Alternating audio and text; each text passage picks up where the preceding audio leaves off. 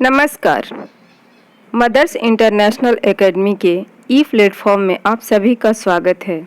मैं सुमन चतुर्वेदी, आपकी संस्कृत अध्यापिका। आज हम वर्ग अष्टम के एक महत्वपूर्ण विषय पर चर्चा करेंगे। आज का विषय है वृक्षाणाम उपादेयता, यानी वृक्षों के लाभ। आइए ध्यान दें, क्या वृक्षों के बिना धरातल पर जीवन संभव है? वृक्षों की रक्षा क्यों करनी चाहिए? वृक्षारोपण की क्या आवश्यकता है? कैसे वृक्ष लगाने चाहिए? फलदार, छायादार या सभी प्रकार के? ऐसे अनेक प्रश्न हैं। आज का हमारा पाठ इसी विषय पर आधारित है। आइए वाचन करें और जानें कि वृक्ष मानव जाति का ही नहीं, परंतु पृथ्वी पर बसे प्राणी मात्र का कितना उपकार करते हैं। हरितः वृक्षः, पुष्पितः वृक्षः, फलिनः वृक्षः, छाया वृक्षः, सर्वविधाः वृक्षः अस्मान् महत् उपकुर्वन्ति। वृक्षाणां हरितिमा दृष्टिं प्रीणयन्ति, तेषां छाया तापम् अपनयति, पुष्पाणि वातावरणं सुगंधेन पूरयन्ति, फलानि शुद्धां हरन्ति। यहाँ कहने का मतलब ये है कि हरे वृक्ष, फूलों से भरे वृक्ष, फलदार वृक्ष, छाया देने वाले वृक्ष, सब प्रकार के वृक्ष हमारा उपकार करते हैं। वृक्षों की हरियाली नेत्रों को सुख पहुँचाती हैं, उनकी छाया गर्मी दूर करती हैं, फूल वातावरण को सुगंध से भर देते हैं और फल भूख मिटाते हैं। क्या किम किम न कुर्वन्ति तरवः, क्या क्या नहीं करते हैं वृक्ष। छाया मनस्य कुर्वन्ति स्वयं तिष्ठन्ति आतपे, फलान्यापि परर्थाय वृक्षा सत्पुरुषाइव।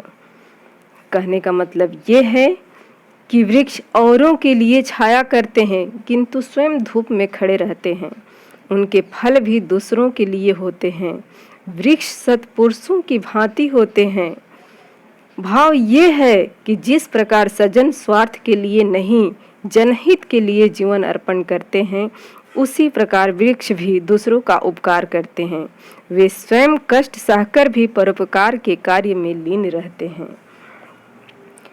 आगे देखें, यदि वृक्षाः न स्युः तर्हि कुतः प्राणिभ्यः फलानि, कुतः श्रन्तेभ्यः सुखदा छाया, कुतः पक्षिभ्यः आश्रयः, किम अन्यत् जालानां वर्षणे अपि वृक्षाः सहायकाः। वातावरणस्य शुद्धीकरणे तरुणां महती उपादेयता। प्रदूषित वायोः दोषप्रदं तत्त्वम् आदाय वृक्षाः अस्मभ्यं स्वास्थ्यप्रदं तत्त्वम् ऑक्सीजन इति यच्छन्ति। अर्थ ये है कि यदि वृक्ष न हो तो प्राणियों, जीवधारियों के लिए फल कहाँ से आएंगे, थके मांदे को छाया कहाँ से मिलेगी, पक्षियों को आश्रय कहाँ से मिलेगा, और तो और पानी बरसने में भी वृक्ष सहायक होते हैं। वातावरण को शुद्ध करने में वृक्ष से बहुत लाभ होता है। दूषित वायु से दोषकारक तत्व लेकर वृक्ष हमें स्वस्थकारक तत्व ऑक्सीजन देते हैं। आगे देखें, तरवः सर्वेषां जीवनं सुखमयं कुर्वन्ति, तान् प्रति अस्माकम् अपि कर्तव्यं वर्तते। तरुणाम् आरोपणाय, तेषां संवर्धनाय, संरक्षणाय च वयम् अपि सततं निरन्तरं प्रयत्नं कुर्यामः। आगे बढ़ते हैं, इसका अर्थ देखें क्या कह रहा है।